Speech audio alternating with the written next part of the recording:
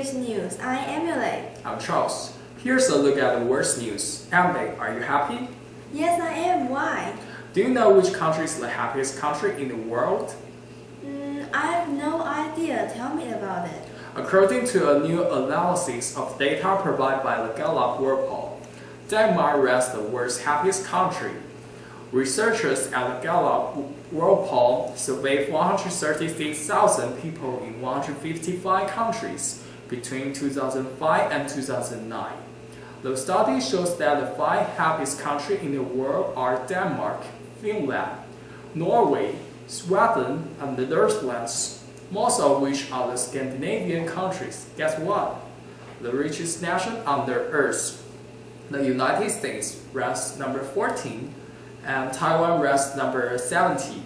China is number 125. It's not an easy task to measure happiness. Researchers at the Gallup World Poll tried to measure 2 types of well-being by surveying 136,000 people in 155 countries between 2005 and 2009. First, they asked subjects to reflect on their overall satisfaction with their lives and ranked their answers using a life evaluation score from 1 to 10. Then they asked questions about how each subject had felt the previous day. Those answers allowed researchers to score their daily experiences, things like whether they felt well rested, respected, free of pain, and intellectually engaged. Subjects that reported high scores were considered thriving.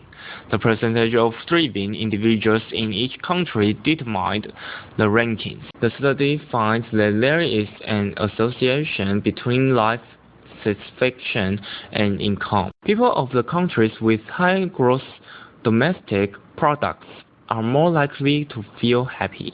The 5 happiest countries in the world, Denmark, Finland, Norway, Sweden, and the Netherlands, all enjoy high levels of prosperity. One possible reason is that they have their basic needs taken care of to a higher degree than other countries. Money does buy happiness, at least a certain kind of it. But there's more to happiness than riches. The Gallup study showed that while income undoubtedly influenced happiness, it did so for a particular kind of well-being, the kind one feels when reflecting on his or her own successes and prospects for the future. Day to day, happiness is more likely to be associated with how well one's psychological and social needs are being met. Take Costa Rica, for example. It's the 6th happiest country in the world. It beat out richer countries like the United States. That's probably because social networks in Costa Rica are tight, allowing people to feel happy with their lot regardless of financial success. The story tells us that money could sometimes buy happiness. Right, and getting a good night's sleep could make you happy too. Did you know that sleep deprivation and depression go hand in hand among teenagers? A new study has found that sleep-deprived high school students who doze off in class aren't just driving their teachers crazy. They are also 3 times more likely to be depressed than their alert classmates who get enough sleep. Experts suggest that these depressed teenagers be given a good chance, sleep better and more, instead of taking medications. The study looked at 262 high school seniors in the U.S. More than half of the participants were excessively sleepy. They are more likely to doze off during everyday activities such as reading, watching TV, or sitting in a traffic jam. The students reported sleeping an average of about 6 hours on school nights and 8 hours on the weekend, far less than the 9 hours a night at least that the American Academy of Sleep Medicine recommends for high school students. According to the study, the rate of depression among students was very high. 30% of the teens had strong symptoms of depression, while an additional 32% had some depression symptoms. The study found that the students who were excessively sleeping during the day were 3 times more likely to have strong depression symptoms than their well-rested peers. School students in particular are facing greater academic pressure and college competition than ever before. Parents can help their overburdened and overconnected teens get enough sleep by getting household rules and keeping an eye on computer and cell phone use, turning off the TV and computers after a certain hour and keeping technology, even cell phones, out of teenagers' bedrooms may be a good start. Research shows that any electrical stimulus in the bedroom in the middle of the night is certainly going to affect sleep. Parents have to set rules and try to ensure that kids are watching out for their own health. No wonder so many teenagers suffer from depression. Poor kids. So we'd better go to bed early tonight. Finally, another report on depression. The link between depression and dementia has always been unclear. But the new research found that depression increased dementia risk.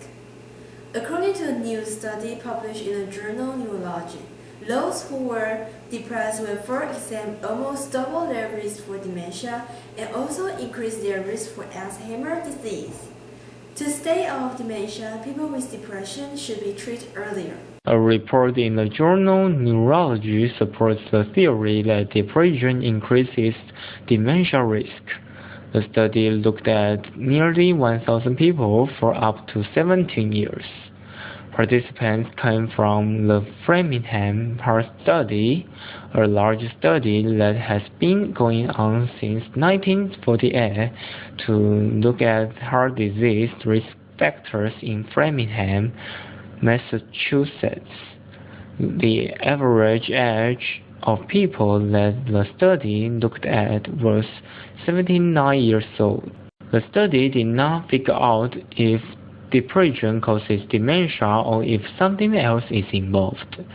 That means people with depression are not necessarily destined to get dementia. If depression is indeed a risk factor for dementia, treating depression should help stave off dementia, but no studies have shown this effect. However, from a practical standpoint, people with depression should be treated. The earlier we diagnose, the earlier we can treat, and the earlier we treat, the better patients will do. Another theory about why depression is associated with dementia is that depression could be an early sign of changes in the brain that result in dementia. Research has shown that exercise and social engagement may protect against dementia. Since depressed people tend to be less active and more withdrawn, these habits could influence the development of dementia.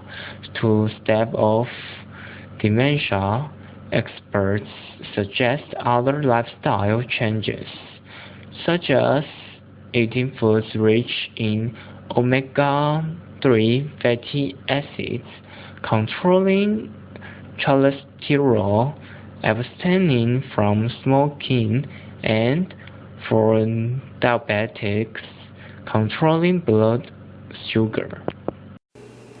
That's our Fluent English news for today. I'm Emily. I'm Charles. Thank you for joining us. Goodbye.